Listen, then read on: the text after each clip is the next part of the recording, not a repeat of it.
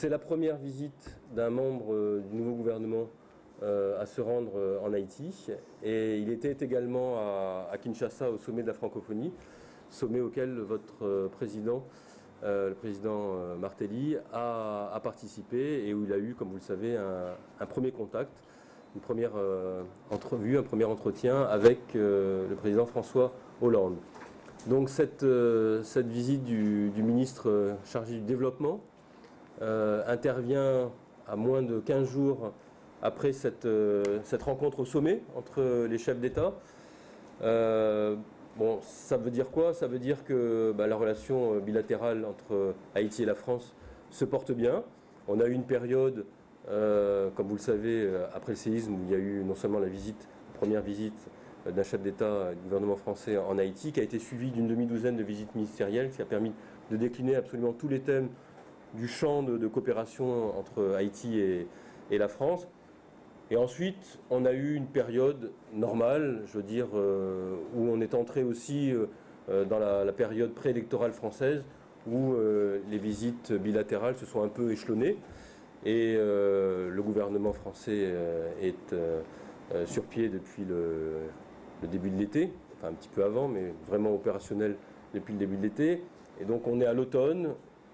Une rencontre au sommet à Kinshasa, une première visite bilatérale avec le ministre qui porte le dossier de la coopération et du développement, et suivi sans doute d'autres rendez-vous, j'imagine, sans trop prendre de risques, pour l'anniversaire, le 3e anniversaire du séisme, le 12 janvier prochain, il y aura aussi une présence ministérielle française. Donc vous voyez, on reprend, je dirais, un rythme soutenu dans notre agenda politique d'échange à niveau ministériel. Alors, les grands axes de la visite de Pascal Canfin, comme vous le voyez, donc, il démarrera sa visite par une audience auprès du président de la République, donc, ce qui permettra donc, tout simplement de faire un peu le bilan et le suivi de ce que les chefs d'État se sont dit à Kinshasa.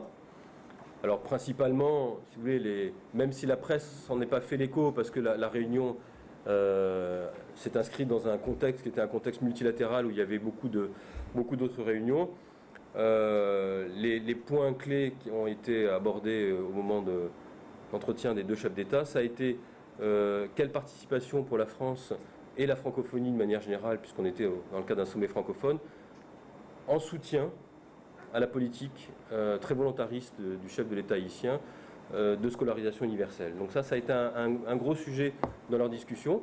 Donc Pascal Canfin vient maintenant pour essayer de voir dans les détails ce qui pourra être fait, en plus de ce qu'on fait déjà.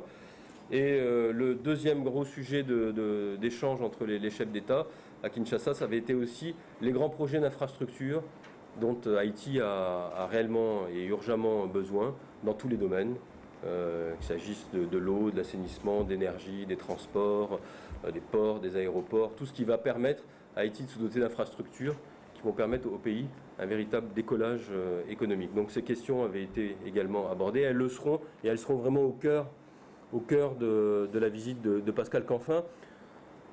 Quand vous voulez comprendre le sens d'une visite ministérielle, regardez toujours la délégation. Alors la délégation, elle n'est pas pour l'instant dans le programme parce qu'elle était encore en train d'être finalisée, mais il y aura à la fois dans sa délégation, des gens de son cabinet comme toujours, mais aussi des personnalités politiques, des collectivités territoriales, parce que Pascal Canfin tient aussi à valoriser et à creuser un sillon qui pour nous est très important, celui des échanges entre collectivités locales haïtiennes et françaises. Donc il y aura un élu du conseil régional des Pays de la Loire, M. Jean-Philippe Magnin, qui est par ailleurs président du groupe Pays Cité Unie France sur les crises et catastrophes et qui a été très mobilisé aussi au lendemain du séisme pour Haïti. Il y aura également un entrepreneur, M. Marc Vernier. M. Marc Vernier est à la tête d'une des plus grosses entreprises de fabrication d'éoliennes en France. Alors pourquoi l'éolien? C'est pas un hasard. D'une part parce qu'il y a déjà des études qui ont été faites en Haïti qui ont montré qu'il y avait un potentiel important pour l'éolien. Bon, juste pour votre information, une éolienne, les plus grosses qu'on fabrique aujourd'hui en France, c'est 1,3 MW. Donc quand vous avez un parc d'éoliens de 20 éoliennes, vous avez l'équivalent de ce que fait une grosse centrale thermique. Donc on ne parle pas de choses un peu exotiques à la marge, c'est des vraies sources d'énergie potentielles, propres pour Haïti à terme. Donc présence d'un industriel dans un secteur qui est un secteur intéressant. Et il y aura également avec lui deux présidents de grandes ONG françaises et qui sont fortement implantés en Haïti. Le président d'Entrepreneurs du Monde, qui s'appelle Franck Renaudin.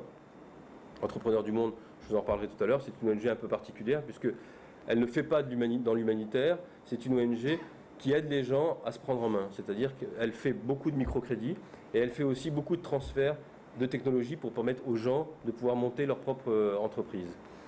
Et il y aura également le président ou un représentant, je ne sais pas encore, d'Agronomes et Vétérinaires sans frontières, AVSF, qui est aussi très fortement implanté ici et dans tout le pays.